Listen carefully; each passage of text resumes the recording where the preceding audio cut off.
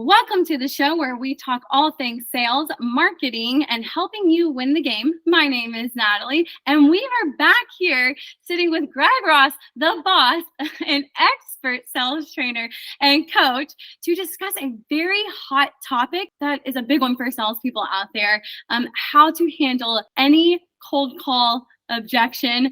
I could barely get through that sentence. I was so excited to be like, I need to know the secret for this. But can you tell me, is that true? Is it possible to truly overcome any objection? Yeah, basically. Hey, Natalie, thanks for having me on. I'm excited to be back again with you. This is so cool. As somebody who's spent many hours on the phone with prospects, I can tell you it's possible to overcome almost every objection. We'll put a little asterisk there. Obviously, let me just lay the ground rules, okay? If you call and you catch a prospect on their cell phone, they're headed to a funeral, do not try to sell them anything, okay? Let that poor person go. And I think that's, we laugh, but like I've seen it. So I think that's one of the areas where we as salespeople don't have enough empathy, right? Life is not all about you and your sales sometimes. It's not. Yeah. So also, if the prospect tells you they just retired, then yeah, you're probably not going to have a productive meeting with that person. Although I would still go for a referral, right? Ask them who took over and if they can make an introduction. And if they just purchased your competitor's product or service and they just signed a 3-year contract with your direct competitor, and the two are kind of mutually exclusive, then yeah, you might have to wait a while. So setting those three aside, yes, I can actually help you and the viewers overcome any objection that comes their way on a cold call. And I'm very proud of that. I'm already sitting on the edge of my seat. This is exciting. I just don't even know what you're going to say next, because I think it's something that we all want to know. We want to know if somebody, why not try and sell them if they just got retired? Wouldn't they be excited and want to buy all the things? So I'm excited for you to kind of crack the code for all of us.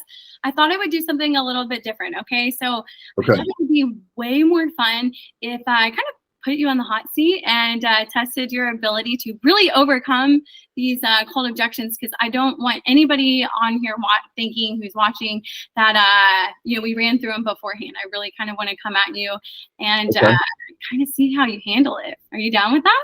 I'm down for a challenge. Absolutely. I've never shied away from a challenge like that. So even if I look a little silly, I'm willing to do it.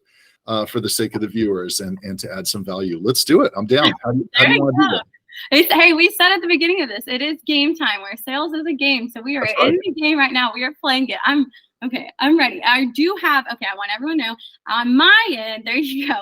On my end, I do have a list of what I personally believe I think are the absolute toughest objections to overcome. I'm looking at them and I'm even tripping up, and I'm not even the one trying to object them right now. Like, it's crazy. So I'm not going to give you any hints ahead of time. Okay, this is my list. I'm watching. He doesn't have them. We're taking a really different approach for this. So we're going to go objection by objection. It's the rules of the game.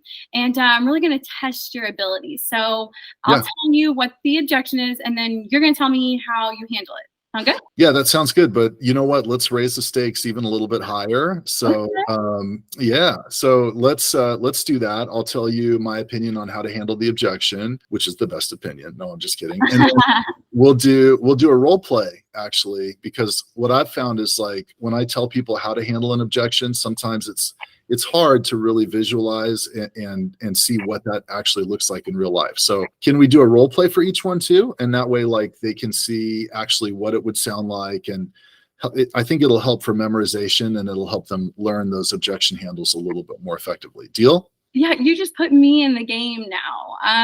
So plot twist, everybody who's watching, I'm playing now too.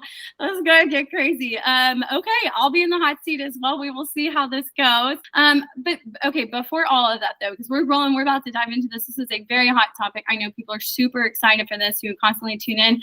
But can you do like a quick introduction and kind of set the context of what we're talking about here before we actually dive into it when we say cold call objections? Yeah, totally. That's a good call. So if we've never met, hi, it's nice to meet you. My name's Greg Ross. I'm an expert sales coach and trainer, and I've got about 2 decades of experience. Wow, I feel old all of a sudden, but yeah, 2 decades of experience in sales. I've been a top performer. So I've been on top of the stack ranks as an account executive, a hunter, which in sales terms means I never had a warm lead. I was out cold calling, sending cold emails, generating my own pipeline, finding my own way to success. Started my career as a top performing sales development rep. So I've got that background. For all of you SDRs that are out there watching, what's up? Respect. That's a tough job. And I've also, led a world class, like one of the world's best global sales training programs for a company that at the time was the flagship portfolio company for Vista Equity Partners. So that's a nice little feather in the cap. And then I've worked on the consultative side, working with tech startups,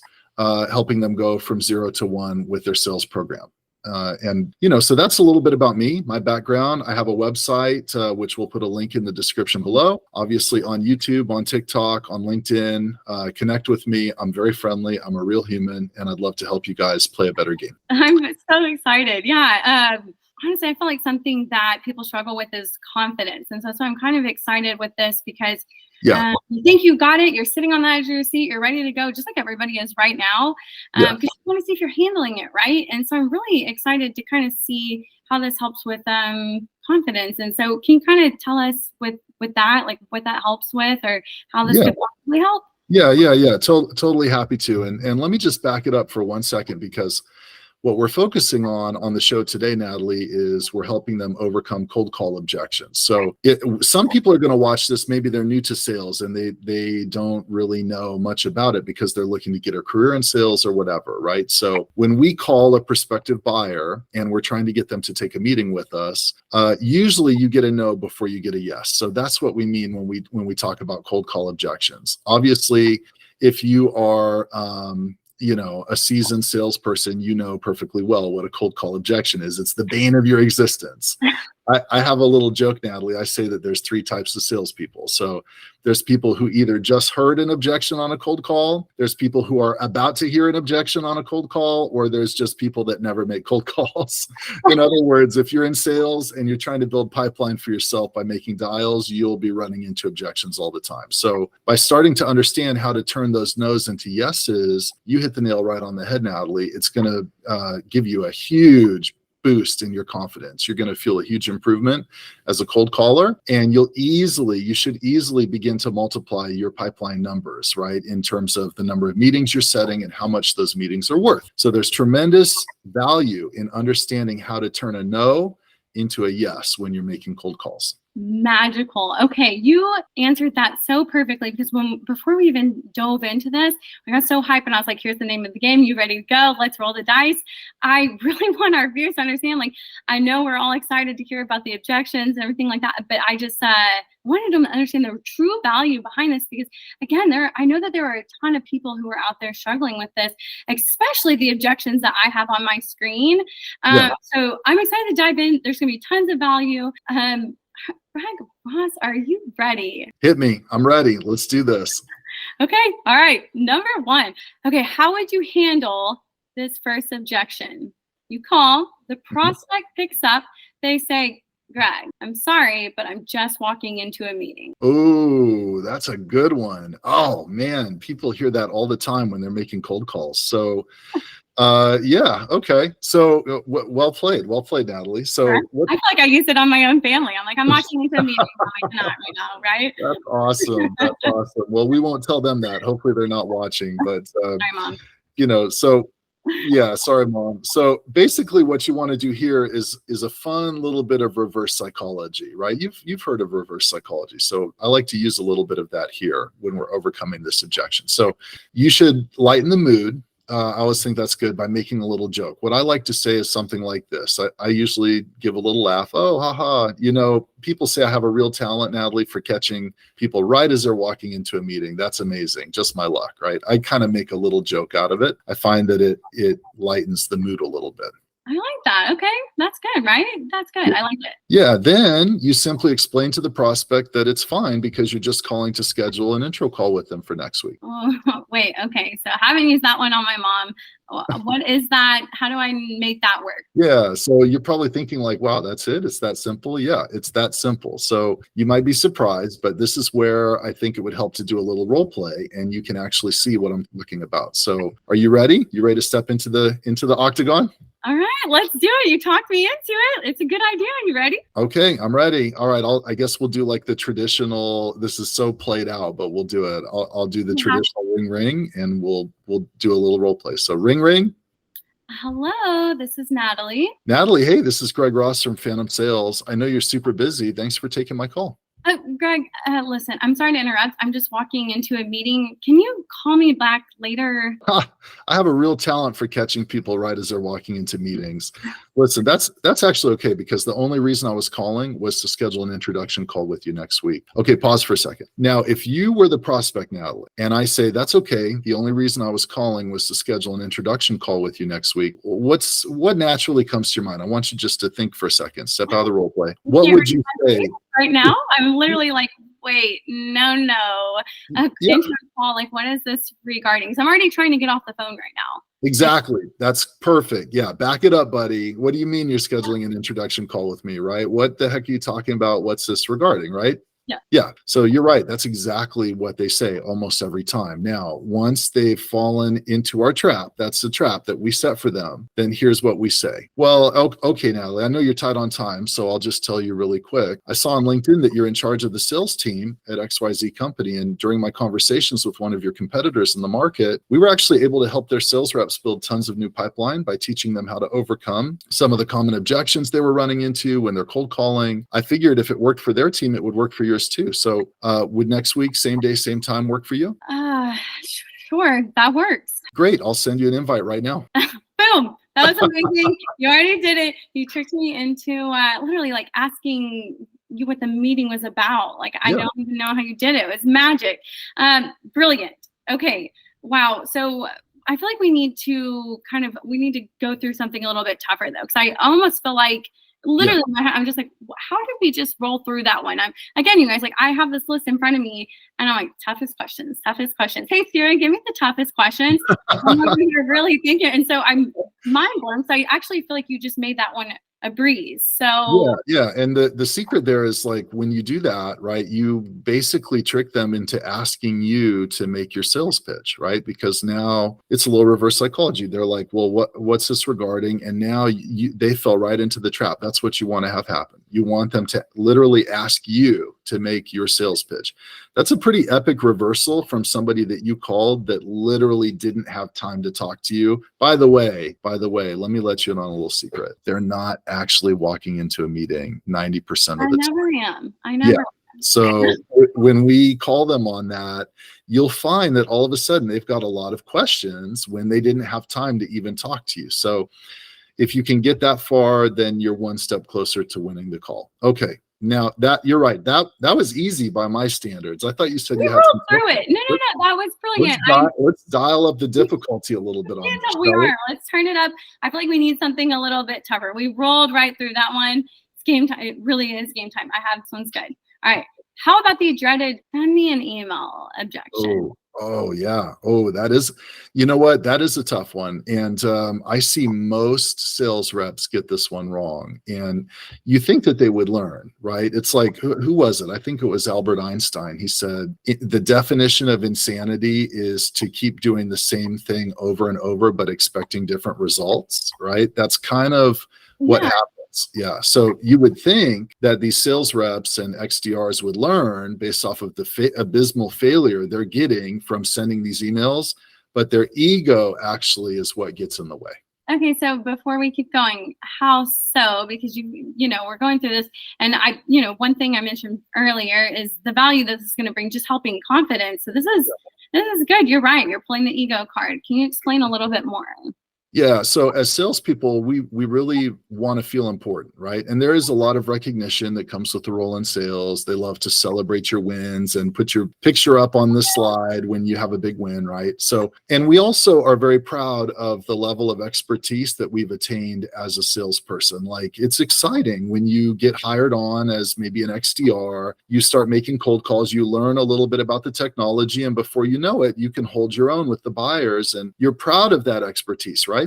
Well, who wouldn't be? I mean, who doesn't want to show off? You're the GOAT at that point, right? You're rolling. And so it's Yeah. exciting. I think that's kind of like natural, Yeah, right?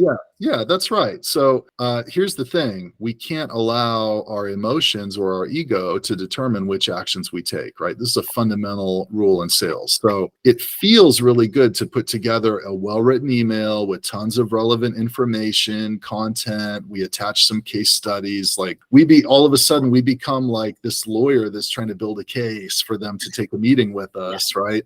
When in That's reality, how most people handle this one for sure. yeah, when in reality, we're not lawyers, we're salespeople, right? So we kind of need to know our boundaries.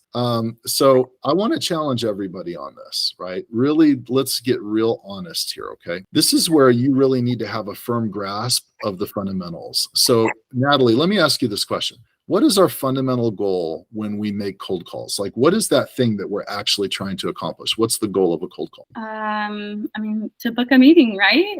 Yeah. Yes, you're right. You got it right. 2 Okay. points. Nicely done. Wait, I'm up. Yeah. Yeah. So when we send them an email with all of the information, case studies, content, details, answer all of their questions, etc., what we're really doing is giving them the meeting without needing to have the meeting. You see what I'm saying? So true. I mean, so true. Yeah.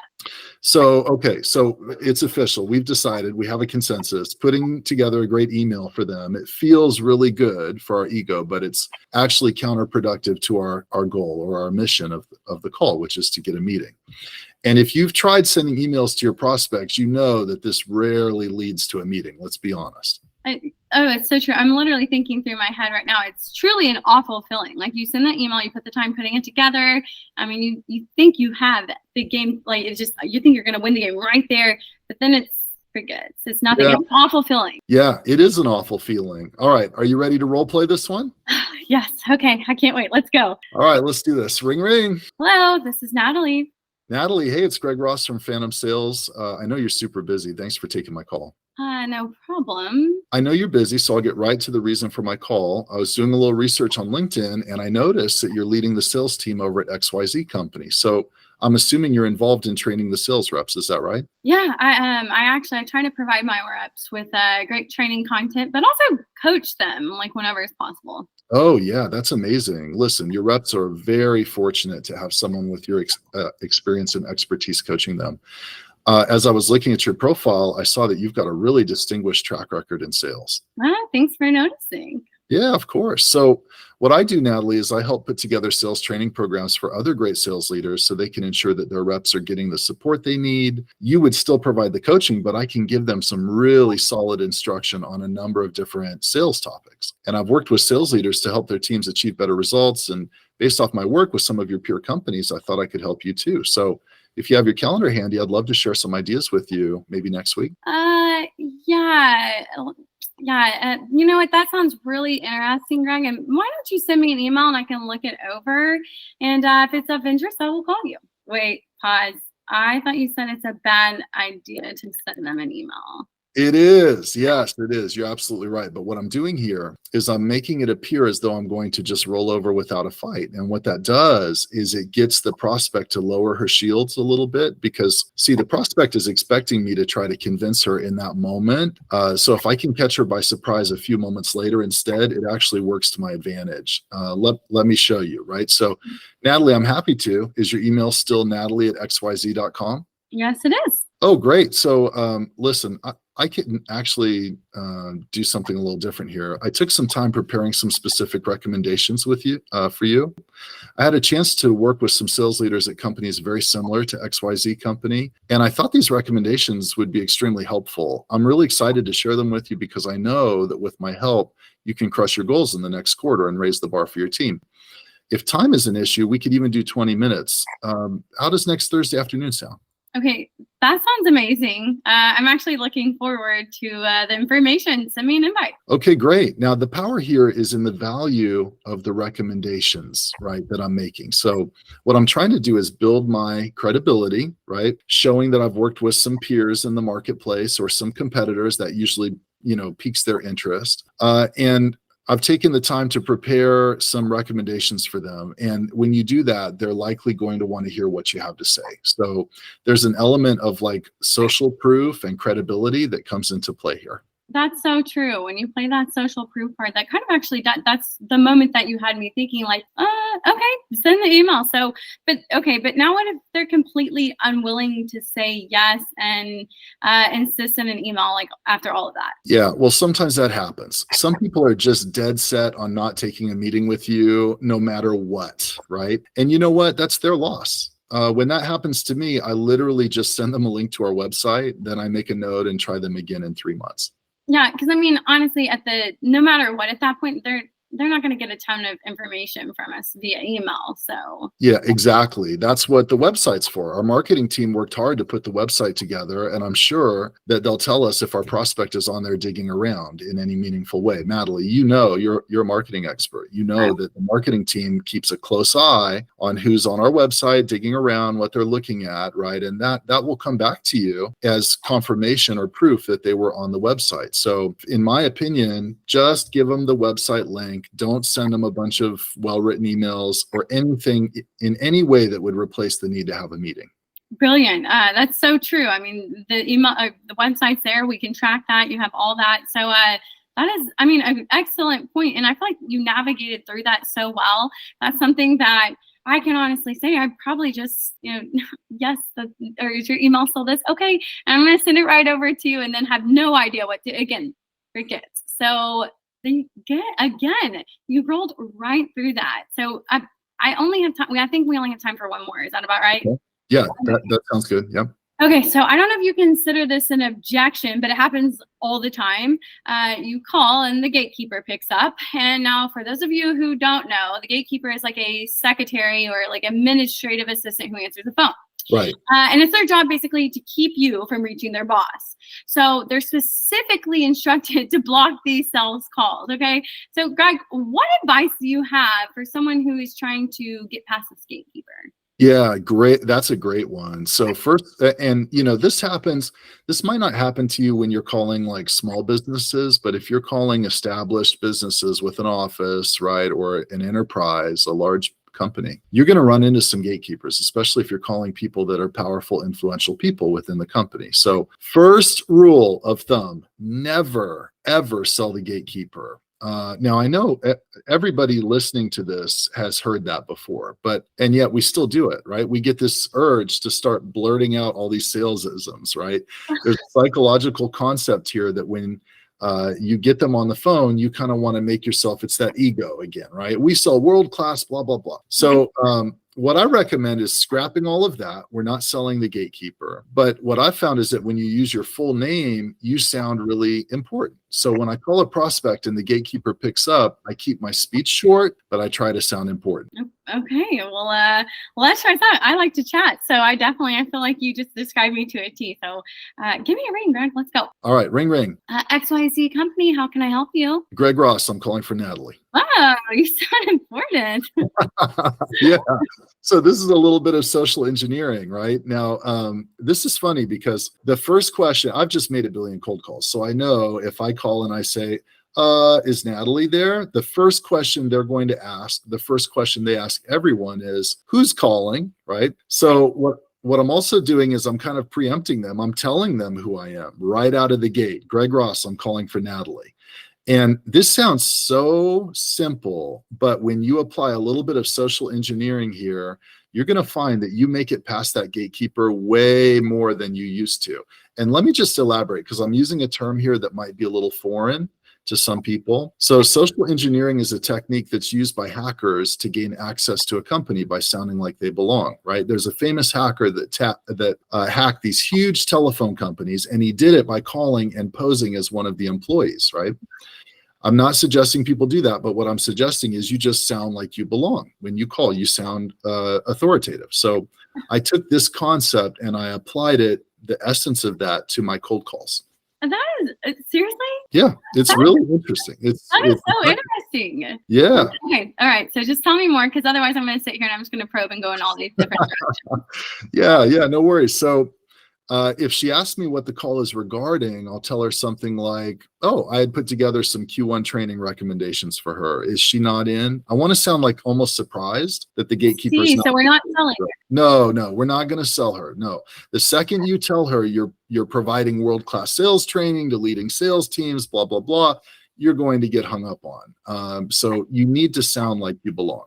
There's a few other ways you can use social engineering on your cold calls too. You actually heard me doing a little bit of this during our role plays, but you didn't even realize it. So instead of asking for Natalie's email address, for example, I would say something like this. Hey, is Natalie's email still natalie@xyz.com? See, I'm not just going to ask for it outright, right? Even if I don't know it exactly, by making a guess, the prospect is more likely to confirm than to give you the information outright. So the same principle applies to getting a referral. Instead of asking who handles sales training, we want to do a quick, couple clicks on Google while we're talking and say something like, hey, I have in my notes that Greg Ross is in charge of sales training. Would he be the right person to talk to? Again, this is a type of suggestion that's easier for them to confirm than if you ask them outright. Does that make sense?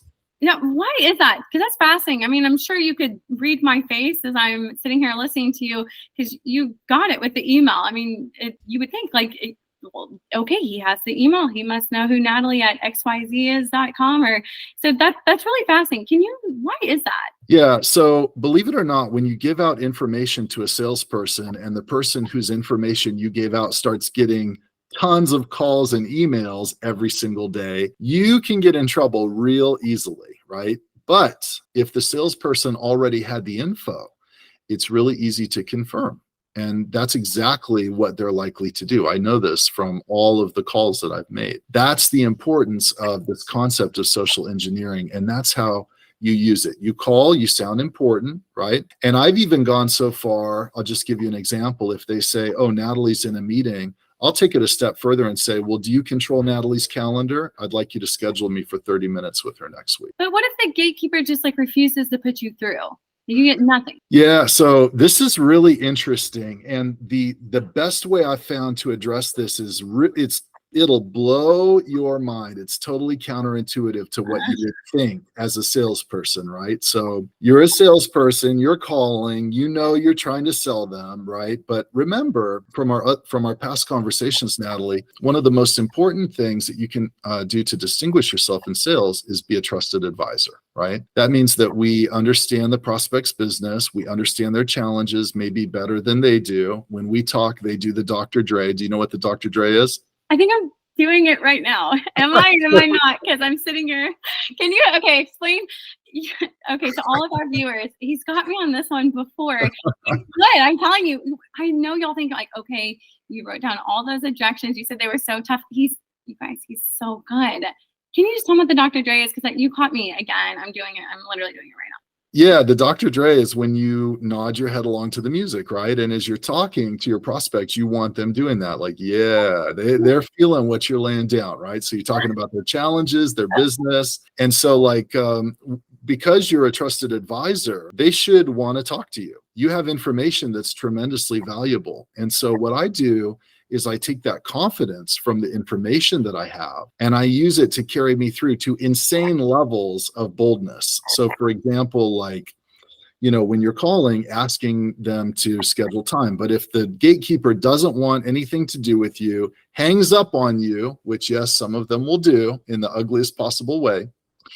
I'll give you an example. I had this happen. I was selling healthcare technology once, and this happened to me. And I actually emailed the doctor a page, like a scathing, blistering email saying, hey, I took time to prepare these recommendations for you. We've been working with other peers in the market. My leadership team asked me to reach out to you. And when I'm just doing my job, trying to book time with you to share those recommendations, your gatekeeper hung up on me. She was very unprofessional. So I took it to the next step with this boldness and persistence because of the confidence. And guess what? 7 minutes later, the head of that medical practice called me on my cell phone and apologized, and they booked an introduction call with me. Why? That doesn't have anything to do with me being a salesperson or not a salesperson. It's tremendously valuable information and professionalism. That's what we're talking about. And when you become a trusted advisor, those become your greatest tools that you have in your tool belt. You see what I'm saying? Oh, absolutely. I mean, and I think at that point, I think most of us would feel defeated. It would really, it would really take away my confidence if someone just hung up on me. But I mean, I love that approach. I mean, the boldness. That's an excellent reminder. Yeah, and people think that boldness is this like thing that you're born with. It's not. The boldness comes from the information that you have and how valuable you know it is to the people that you're trying to talk to. And listen, salespeople, don't forget, when you're reaching out to these people, your team has already determined they're a perfect fit for what you have to offer. And that offering is valuable. It helps them overcome challenges. It helps them achieve critical business goals. Don't ever lose perspective on how valuable you are as the salesperson to them. Don't ever lose that perspective. All right. That's what I'm getting off my pedestal. No, I love your conviction. It's great. You guys, thank you so much for tuning in again to the show where we talk all things sales, marketing, and how to win the game. Greg Ross, thank you for sitting in with us again. Of course, it's my pleasure. I'm happy to do it. And let me just tell you guys, listen, I know we covered, how many did we cover, Natalie? 3 objections today? You are a wizard. You rolled right through them.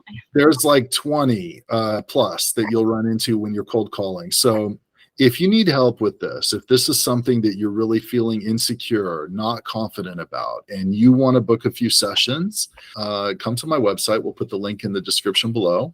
And book a free session with me. My door is always open. We can talk about the challenges that you're having individually in your role and how we can solve them, put a coaching plan together for you.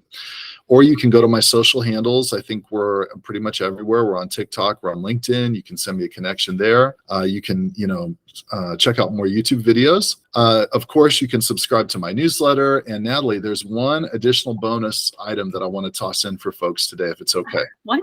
So, as a sales coach and trainer, I've trained and coached billions. Okay, that might be an exaggeration. Top performing salespeople. But one of the benefits that I have from doing that job for such a long time and seeing so many top performers, you tend to get an idea of what the common factors are that make people successful in sales. So I put together a top rep checklist with 5 key areas that I focus on for improvement in your sales game. One of them is prospecting, and just one of the tips I give you in the checklist will help you boost your pipeline by 30 to 60%. So we'll make that available as well. Yeah, you are the real MVP. Thank you for even adding that in. There's a little added bonus. I didn't know you were going to hit me with that. So you guys check the description below. You'll be able to see exactly where to find him. And Greg, I hope they connect with you there. Thank you so much, again, taking the time and doing this with us today. I know I appreciate it, and so did all of our viewers. Yeah, it was fun. We'll do it again, okay? Thanks, Natalie.